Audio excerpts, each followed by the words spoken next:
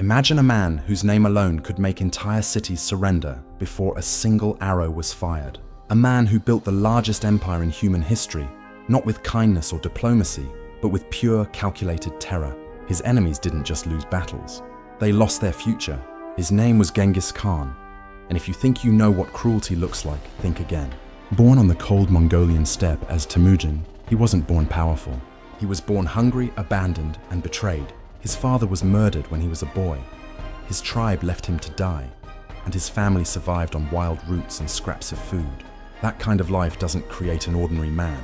It creates something else, something ruthless, something unstoppable. When Temujin grew up, he made a silent promise to himself. No one would ever control him again.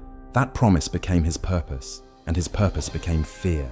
Every village that mocked him, every tribe that betrayed him, he erased them from the map. You think your breakup was bad? Try losing your entire tribe before you turn 16.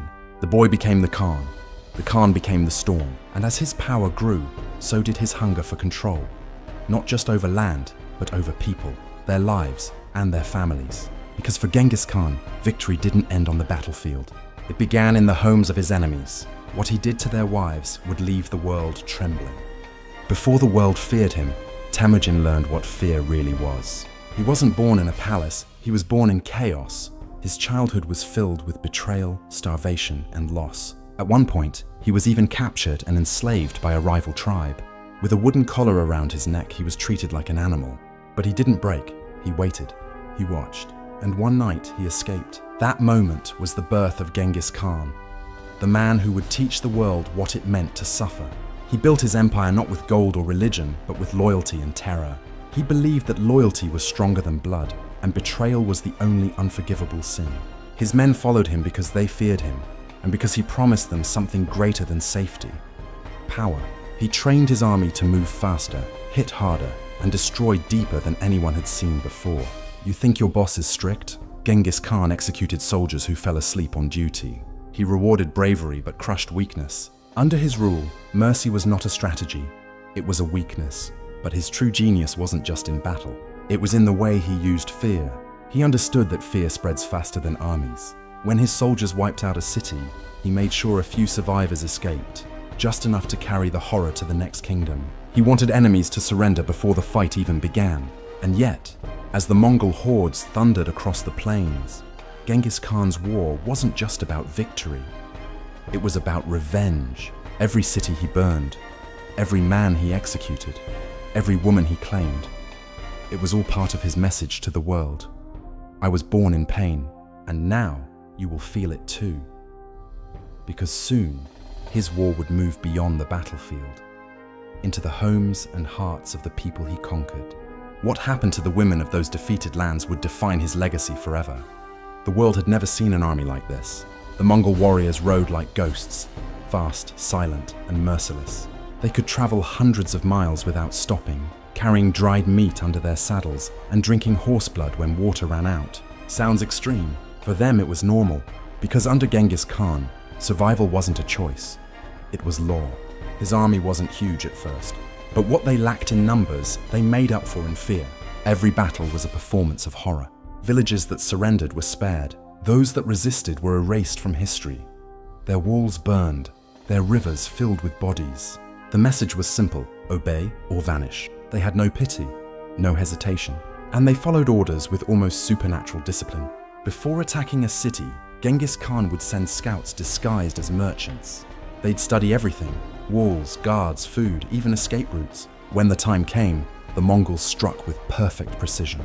And when the dust settled, the silence was worse than the screams. Because Genghis Khan didn't just kill his enemies, he erased their future. Entire bloodlines ended in a single day. Men were executed, children sold, and women taken. He used destruction as language, a message that echoed across Asia.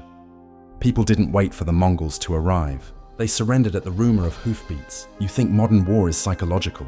Genghis Khan invented psychological warfare. But after the burning, after the screams faded, there was another kind of terror waiting. A quieter one that didn't end when the sword was sheathed. Because for the wives and daughters of his enemies, the real nightmare was only beginning. What happened behind the Mongol tents would change history forever. After the screams of war faded, silence filled the air. But it wasn't peace. For the women left behind, it was the beginning of something far worse. When Genghis Khan conquered a kingdom, the men were executed, and the women were claimed as part of his victory. To him and his warriors, wives and daughters weren't people. They were proof of conquest, symbols that their enemies had been erased from history. Royal women were the most prized.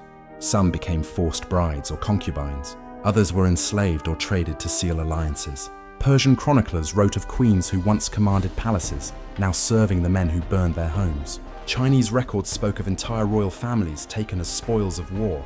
For Genghis Khan, this was power in its purest, most brutal form.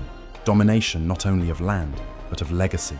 By taking their wives, he made sure no man, no bloodline, could ever rise against him again. And yet, there's a dark irony here. Inside his own empire, Mongol women were powerful. Genghis Khan believed that strength, not gender, earned respect. His wife Berta, once kidnapped and later rescued by him, became his most trusted advisor. His daughters ruled vast territories and commanded armies. While he destroyed the women of conquered lands, he elevated the women of his own, a contradiction history still struggles to explain. When Genghis Khan died in 1227, he left no monuments. He left blood. Studies show that nearly 1 in every 200 men alive today carries his Y chromosome. 16 million descendants, living echoes of one man's empire. His legacy wasn't carved in stone, it was written into human DNA. But behind that legacy lies centuries of pain. His story isn't just about conquest, it's about what happens when power goes unchecked. You can kill a man, but not the fear he leaves behind. Genghis Khan ruled through terror, and even today, his name still commands it. History reminds us,